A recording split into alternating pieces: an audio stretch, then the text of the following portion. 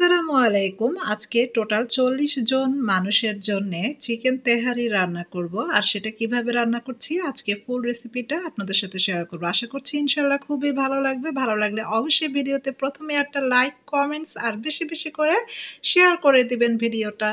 তো এই তো দেখছেন আমি বিশাল বড় সাইজের একটা পাতিল নিয়েছি। আর এ পাতিলটা কিনতে এর মূল্য নিয়েছে প্রায় ৳৪২০০ অর্থাৎ ৳৪,২০০। তো আমি এখানে পেঁয়াজ বেরেস্তা করেছিলাম। তো এখানে ২৫০ গ্রাম সয়াবিন তেল ছিল। সয়াবিন তেলটা দিয়ে এখানে গরম মসলা, তেজপাতা, দারচিনি, এলাচ থেতলে দিয়েছি। দিয়ে প্রায় কয়েক সেকেন্ড ভেজে নিয়েছি। যখন খুব সুন্দর একটা স্মেল চলে আসবে তখন এখানে আমি প্রায় ২ কাপ পরিমাণে পেঁয়াজ পেস্ট করে নিয়েছি। এটা পেঁয়াজ বাটাও দিতে পারেন, আবার ব্লেন্ডারে ব্লেন্ড করেও দিতে পারেন। আর এরপর নেড়েচেড়ে মিলিয়ে নিয়ে এখানে ১ কাপ রসুন বাটা এড করে দিলাম। আর আদা বাটা দিয়েছি 1/2 কাপ।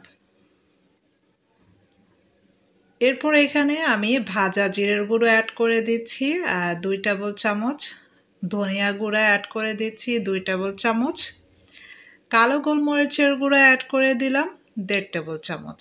দিয়ে খুব সুন্দর নেড়েচেড়ে মিলিয়ে নিচ্ছি। আর স্টেপ বাই স্টেপ আমি প্রতিটা মশলাই অ্যাড করছি, আপনারা লক্ষ্য করতে পারছেন। এভাবে স্টেপ বাই স্টেপ মশলাগুলো অ্যাড করে একটু নেড়েচেড়ে মিলিয়ে নিতে হবে, যেহেতু মশলার পরিমাণ বেশি, রান্নার পরিমাণও বেশি।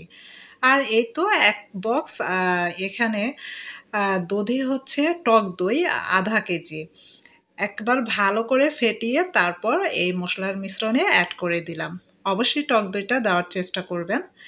আর আজকে আমি এখানে চিকেন নিয়েছি ৫ কেজি। তো ৫ কেজির জন্য ৫ টেবল লবণ অ্যাড করে দিয়েছি। পরে লাগলে অ্যাডজাস্ট করা যাবে, তবে ১ম এ কম দেওয়াই ভালো। আর এখানে ১ প্যাকেট তেহারি মসলা ছিল, সেটাও অ্যাড করে দিয়েছি। তো সম্পূর্ণ মশলাটা দিয়ে ভালো করে নেড়েচেড়ে মশলাটা কষিয়ে নেব। কষানো যখন হয়ে যাবে তো আগে থেকে আমি এই তো ৫ কেজি চিকেন আমি এরকম ছোট, ছোট টুকরো করে নিয়েছি। যেহেতু তেহারি রান্না হবে সেজন্যে, আর খুব ভালো করে এগুলোকে নরমাল পানি দিয়ে ধুয়ে পানি ঝরিয়ে নিয়েছি। এখন সম্পূর্ণটা মাংস এই মসলার মিশ্রণে অ্যাড করে দিচ্ছি। তো মাংসটা অ্যাড করে দিয়ে মসলার সাথে খুব সুন্দরে নেড়েচেড়ে মিলিয়ে নিচ্ছি। আর এ পর্যায়ে কোনো প্রকার পানি অ্যাড করার প্রয়োজন নেই। একেবারে পানি ছাড়াই এই রান্নাটা হবে। ব্রয়লার চিকেনে এমনিতেই অলরেডি অনেক পানি থাকে, অলরেডি পানিটা উঠে যাবে। এখন এ পর্যায়ে এখানে আমি একটা আস্ত লেবুর রস চিপে দিয়ে দিচ্ছি। লেবুটাকে একটু মাঝখান থেকে স্লাইস করে লেবুটাকে চিপে রস দিয়ে দিতে হবে। অনেকের কমপ্লেন থাকে যে ব্রয়লার চিকেন থেকে এক ধরনের ফ্লেভার আসে, তো সেই ফ্লেভারটা আসবে না, আর খুব সুন্দর লেবুর একটা ফ্লেভার আসবে। আর এই তো এখানে ২৫০ গ্রাম কাঁচামরিচ অ্যাড করে দিচ্ছি। তেহারিতে কিন্তু কোনো প্রকার আমি লাল মরিচের গুঁড়ো অ্যাড করিনি, তো ঝাল এখানে কাঁচামরিচেরটাই যাবে। আর এই তো আমি এখানে জয়ফল, জয়ত্রী বাটা প্রায় ২ টেবিল চামচের মতো অ্যাড করে দিয়েছি। অবশ্যই জয়ফল, জয়ত্রী বাটাটা অ্যাড করবেন, আর পরিমাণে যেন মানে বেশি না হয়। বেশি হয়ে গেলে কিন্তু তিতা লাগবে। তো এই তো জয়ত্রী, জয়ফল বাটাটা দিয়ে খুব সুন্দর নেড়েচেড়ে মিলিয়ে নিয়ে ঢাকা দিয়ে চুলার হাই ফ্লেমে রান্না করে নিব। আর এখানে আমি আরও প্রায় ৫০ গ্রামের মতো সয়াবিন তেল এড করে দিলাম। অর্থাৎ টোটাল ৩০০ গ্রাম কিন্তু তেল এখানে চলে গেল। এখন ঢাকা দিয়ে চুলার হাই ফ্লেমে রান্না করে নেব। তো দেখেন প্রায় ১৫-২০ মিনিট পর ফিরে আসলাম। আর ঢাকাটা তুলে নেওয়ার পর অনেক পানি উঠেছে, দেখে লক্ষ্য করতে পারছেন। আমি কিন্তু এখানে এক্সট্রা কোনো পানি অ্যাড করিনি। সম্পূর্ণ এই চিকেনের গায়ে থেকে পানিটা বের হয়েছে। আর এখানে ২ কেজি আলু আমি খোসা ছাড়িয়ে তেলে ভেজে নিয়েছিলাম। প্রায় 50% বয়েলও হয়ে গিয়েছে। তো আলুটা এখানে অ্যাড করে দিলাম। ৫ কেজি মুরগির মাংসের জন্য ২ কেজি আলুই এনাফ। তো নেড়েচেড়ে মিলিয়ে ঢাকা দিয়ে রান্না করে নেব খুব সুন্দরে। এর আগে এখানে আমি কেওড়া জল বা গোলাপ জল ৩ টেবিল চামচ অ্যাড করে দিয়েছি। এটা অবশ্যই দিতে হবে, কারণ বিয়ে বাবুর্চিরা কিন্তু এই কেওড়া জল এগুলো ইউজ করে। প্রতিটা ইনগ্রেডিয়েন্টস অবশ্যই ইউজ করতে হবে যদি বাবুর্চিদের স্টাইলে রান্না করতে চান। তো নেড়েচেড়ে ঢাকা দিয়ে রান্না করে নেব বেশ কিছুক্ষণ। তো ফিরে আসলাম প্রায় এই তো দেখেন অলরেডি কিন্তু চিকেন, আলু এগুলো খুব সুন্দরে বয়েল হয়ে গিয়েছে আর খুব সুন্দর ফ্লেভারও পাবেন এ পর্যায়ে। তো আমি এখন একটা ছাঁকনির চামচ দ্বারা খুব সুন্দরে এগুলোকে ছেঁকে চিকেন, আলু সবগুলো উঠিয়ে একটা বড় স্টিলের ডিশে ডালাতে নিয়ে নিব।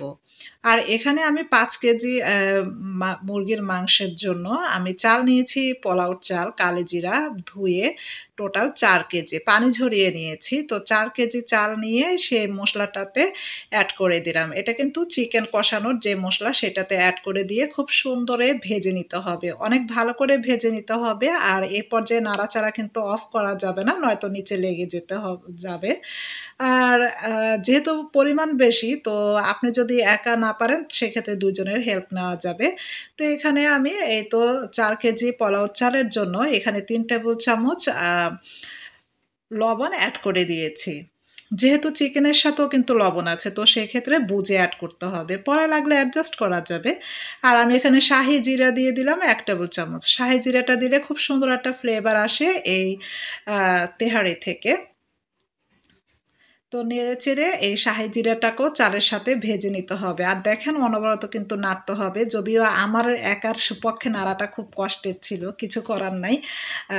তো এই তো আমি নেড়েচেড়ে খুব সুন্দরে ভেজে নিচ্ছি। আর আমার এই ভাজা যেহেতু এখানে পরিমাণ বেশি আমি প্রায় ১০-১২ মিনিটের মতোই কিন্তু এই চালগুলোকে খুব ভালোভাবে ভেজে নিয়েছি। তো যে পর্যায়ে ভাজা হয়ে যাবে তো চালের ১.৫ গুণ পানি এখানে এড করতে হবে। তো আমি চালের ১.৫ গুণ পানি এড করেছি এখানে। আর পানিটা সম্পূর্ণ গরম পানি এড করেছি। সাথে একটু কিছুটা গুঁড়ো দুধের পাউডার যে সেটা মিলিয়ে দিয়েছি পানির সাথে। আর এই তো আগে থেকে কষানো চিকেন আর আলু টোটাল এখানে কিন্তু ৭ কেজি। ৭ কেজি চিকেন ৫ কেজি, আলু হচ্ছে ২ কেজি, ৭ কেজি। তো এই টোটাল ৭ কেজি ইনগ্রিডিয়েন্টস এর জন্য আমি চাল নিয়েছি পোলাওর ৪ কেজি। এটাই হচ্ছে পর্যাপ্ত রেশিও। তো নেড়েচেড়ে মিলিয়ে নিলাম প্রতিটা জিনিস। আর এখন সবশেষে এখানে আবারও কেওড়ার জল বা গোলাপ জল যেকোনো একটা অ্যাড করে দিলেই হবে। আমি এখানে টোটাল ১.৫ টেবিল চামচের মতো কেওড়ার জল দিয়ে নেড়েচেড়ে এখন ঢাকা দিয়ে চুলার হাই ফ্লেমে রান্না করে নিব। তো বেশিক্ষণ সময় কিন্তু লাগে না। প্রায় ১০-১৫ মিনিটের মধ্যে এটার পানিটা যখন গায়ে চলে আসবে দেখেন, এখনও কিন্তু চালে অনেকটা বুক রয়েছে। চাল পুরোপুরি সেদ্ধ হয়নি। এখন এটাকে যখন আমরা ভাপে দিব, ভাপে বলতে কি মানে দমে দিব। একেবারে চুলার লো ফ্লেমে দমে রাখবো। তখন এই চালে যে বুক রয়েছে সেটা পুরোপুরি চলে যাবে আর চালটা পুরোপুরি বয়েল হয়ে যাবে। প্রায় আমি ১৫-২০ মিনিটের মতো দমে রেখে দিব।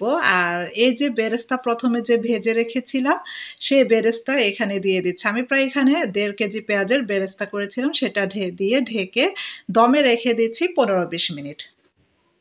আর এই তো পরিবেশনের জন্য দেখেন এখানে শসা, লেবু এগুলো অলরেডি আগে থেকে কেটে নেওয়া হয়েছে। এখন আজকে আপনাদের ভাইয়া আর হচ্ছে আমার ছোট ভাই তারা ২ জন এগুলো সব পার্সেল করবে ওয়ান টাইম বক্সে করে। তো আলহামদুলিল্লাহ টেস্ট, ফ্লেভার সব দিকে আল্লাহর রহমতে অনেক প্রশংসা পেয়েছি। রিভিউটাও খুব ভালো হয়েছে আর খুব সুন্দরে বন্টন করা গিয়েছে। তো আজকে এই পর্যন্তই। আশা করছি ভিডিওটা ভালো লেগেছে। ভালো লাগলে অবশ্যই আমার ফেসবুক পেজটাকে ফলো দিয়ে রাখবেন। আর যারা ইউটিউব থেকে দেখছেন ইউটিউব চ্যানেলটাকে সাবস্ক্রাইব করে দিবেন। আল্লাহ হাফিজ।